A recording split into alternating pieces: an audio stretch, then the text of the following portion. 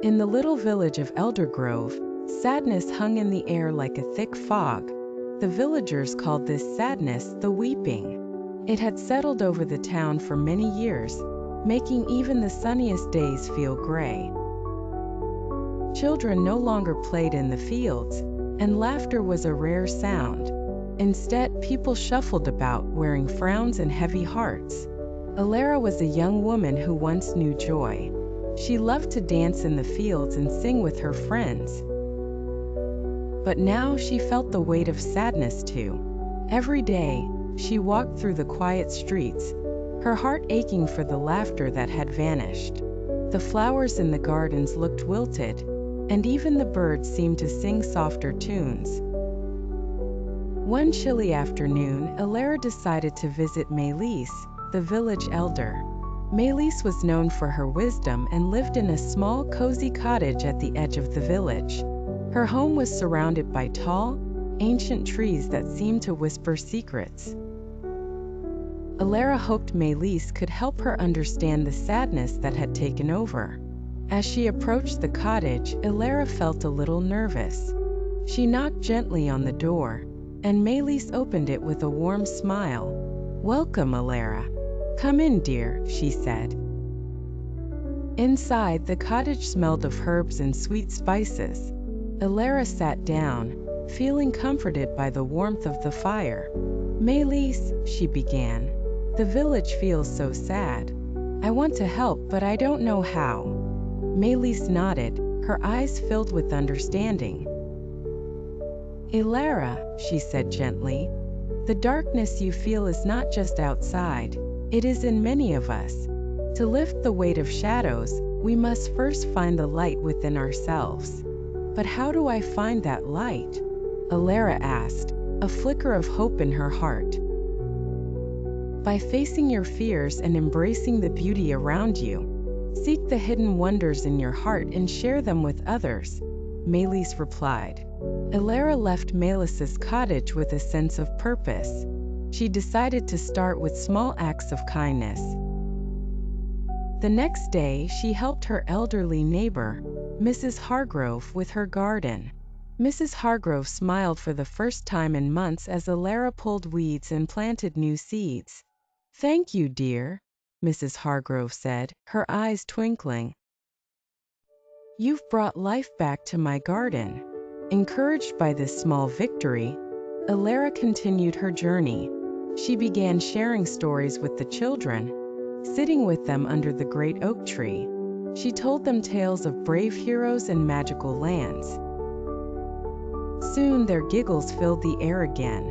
Next, Elara baked bread for the villagers. She knocked on doors, offering warm loaves to anyone who answered. With each smile and thank you, she felt her own heart growing lighter. The villagers began to come together, sharing meals and stories once more.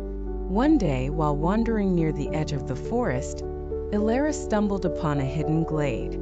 Sunlight filtered through the leaves, creating a soft golden light. In the center of the glade stood a magnificent tree, its branches heavy with bright, colorful blossoms. Elara felt a warm, inviting energy coming from the tree, as if it held the joy that had long been missing from the village. Curious, Elara approached the tree. She knelt down and placed her hand on its trunk. Closing her eyes, she began to think of her happiest memories, dancing in the fields with her friends, laughing at summer festivals, and stargazing on warm nights. With each joyful thought, she felt a spark of light growing inside her, spreading warmth through her body. When she opened her eyes, she noticed the flowers on the tree shimmering, as if they were responding to her feelings. Inspired, Elara carefully picked some blossoms, their colors bright against the backdrop of green. She knew she had to share this beauty with the villagers. When she returned to Eldergrove, Elara gathered the villagers in the square. Holding the flowers high, she said, "Look, these blossoms are a symbol of hope and joy. They remind us of all the happy moments we can still create together." As she shared the flowers, something magical happened. The villagers looked at the blossoms and began to smile.